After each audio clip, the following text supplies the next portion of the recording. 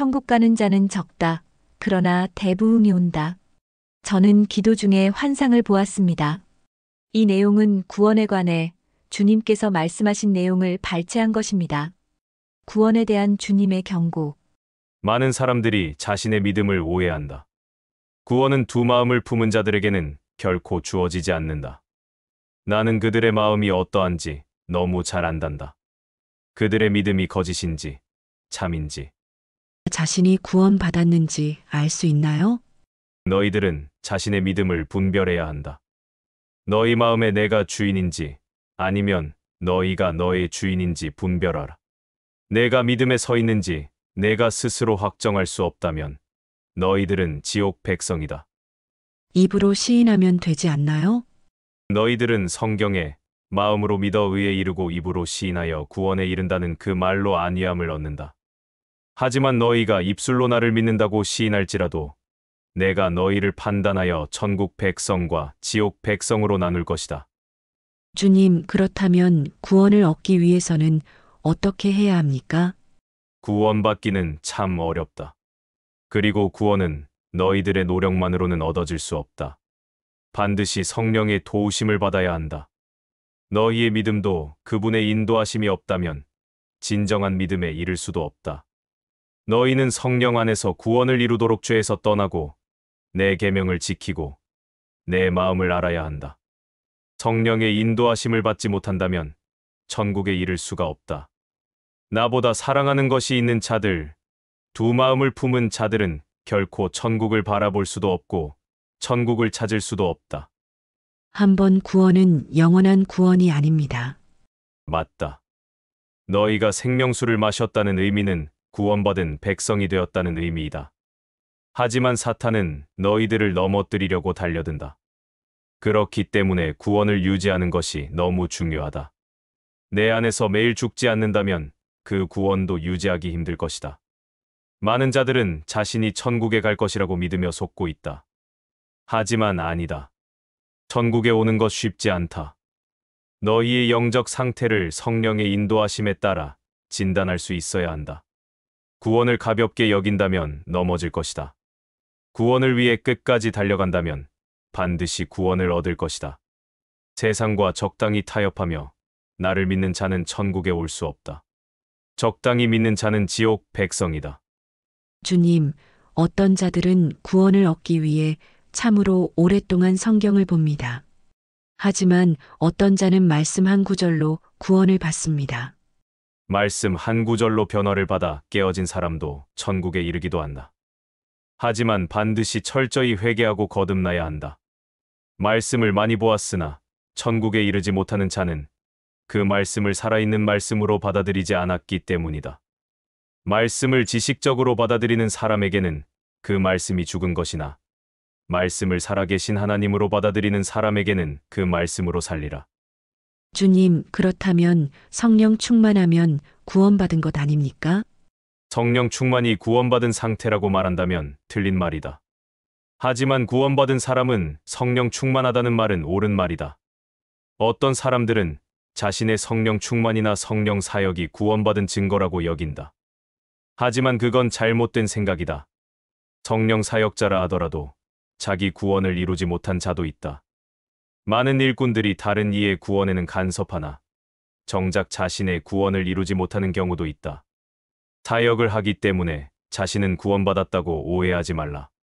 지옥에 간 많은 자들 중에 나를 위해 수고한 자도 있고 나의 사랑을 실천한 자도 있었다.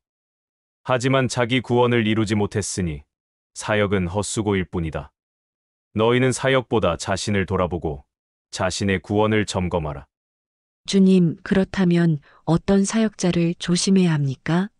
구원을 가볍게 여기고 양떼에게 제대로 가르치지 않는 자는 거짓 선지자다. 거짓된 진리로 구원의 길을 잘못 설명하는 자도 거짓 선지자다.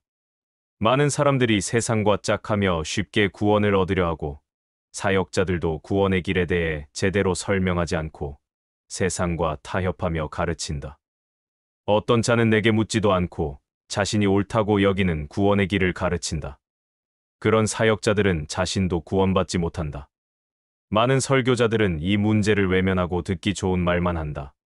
그런 자는 거짓 선지자다. 바른 구원의 길을 가르치는 것이 진정한 복음이다. 옳은 사역자는 구원의 길이 어렵고 힘들다고 가르치는 자이며 내 뜻을 알고 양떼를 치는 자이다. 그때 하늘 위에 어둠이 임하기 시작했습니다. 내가 너에게 보여주는 것이다.